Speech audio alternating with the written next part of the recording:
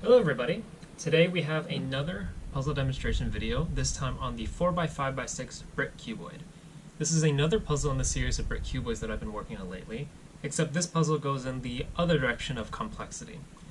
This is a smaller puzzle, and I made this because I didn't realize this, but the 4x5x6 has not actually been mass produced yet, and this was made at the request of somebody. So here it is. This is made from a Yushin Little Magic M 6x6, as well as 3D printed plastic extensions.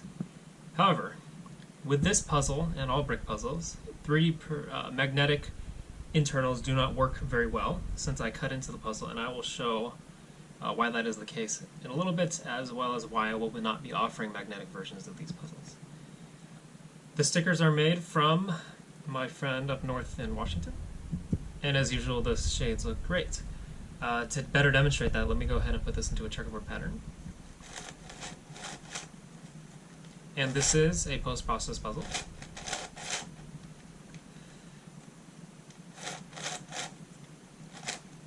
And for this type of puzzle, that is the best I can get with a checkerboard. White and yellow cannot be fully checkered, while the others are. And as usual, the shades look great.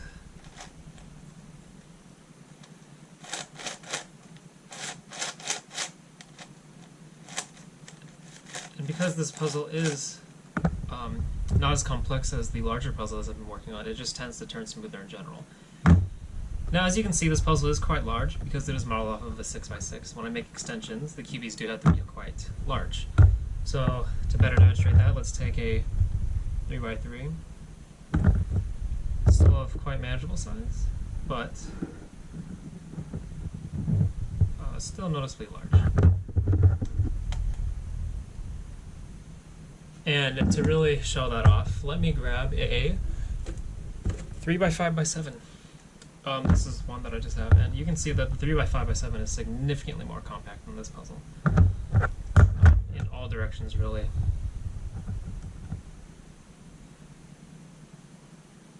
But this is still manageable. So, to better demonstrate the turning quality, let's get into, well actually first, I do have to do the corner cutting as usual. Because of the base puzzle this is made out of, it does cut quite well. Across all sides, and then if I misalign all the layers, it'll just cut right through that, and that will be the case for every single one of these sides. Now, in terms of magnetization, because I do cut into these puzzles a little bit, for these brick cuboids to decrease the overall size of the end product, I truncate some of the edges. I have had to remove some of the magnets because they're not supported by the mechanism. So in terms of what's still magnetized, it's the layers across the white, blue, yellow, green layers, as well as the white, yellow, red, orange layers. These layers still magnetize. And it's about as noticeable as it would be in the regular Yushin Magic 6x6. However, the green, red, blue, orange sides are not magnetized. And in my opinion, these are the layers that need to be magnetized the most in terms of how important magnetization is, because these are the layers where shape-shifting will actually occur.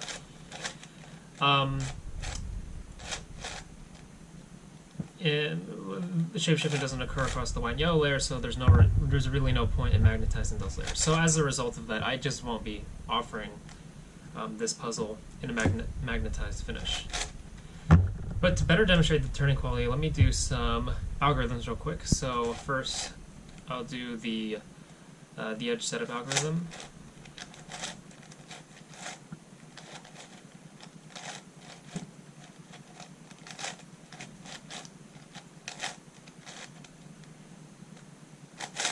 And reverting it.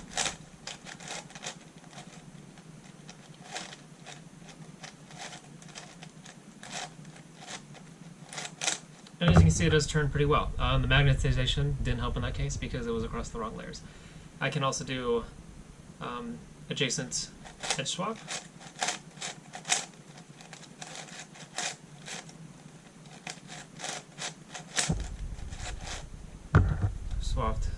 those edges, and then I'll repeat the algorithm to revert it. Oh, nope, that was not right. Almost messed it up.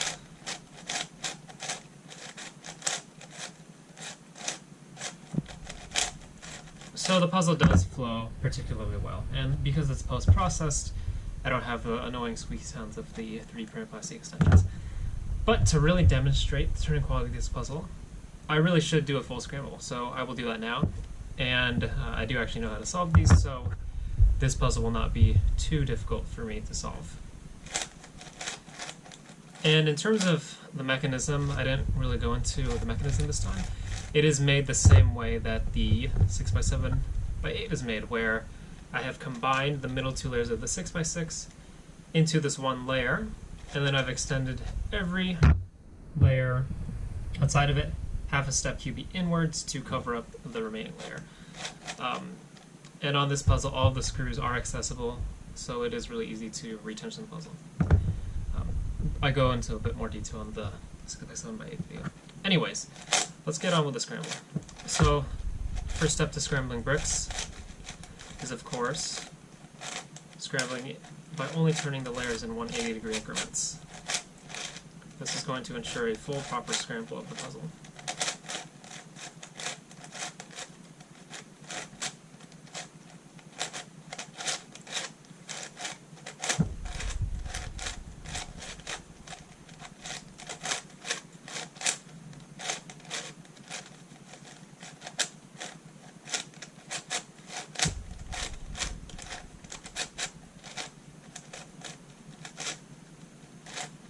I'd say that's good for now.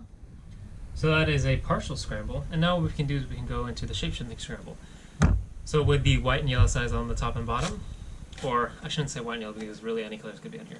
With the 4x6 sides on the top and bottom, we can then turn the other sides in 90-degree increments, but we do have to continue turning these sides in 180-degree increments, because if we don't, so if we turn in 90-degree increments, the puzzle will lock up, because just like with the other brick cuboids, turning an even layer side onto an odd layer side produces bandaging. It does not turn, it will not turn through that. This is not an iCube, this is an actual brick cuboid. So we can go ahead and continue the scramble. And at this point, the 5x6x7 does not take me very long to solve. I can't imagine that this puzzle will take very long to solve either. So what we've done is we've effectively reduced this puzzle to a, let's see what we have here. So now there's only 4 layers on this side, 4 layers on this side, and then we have 5 layers to work with here. So this has become a 4x4x5, effectively. And the solving strategies are quite similar, however we do have to watch out for brick parity. So at this point, I'd say that I have a sufficient scramble. Hopefully this gave a good demonstration of what the turning quality can be expected to be like.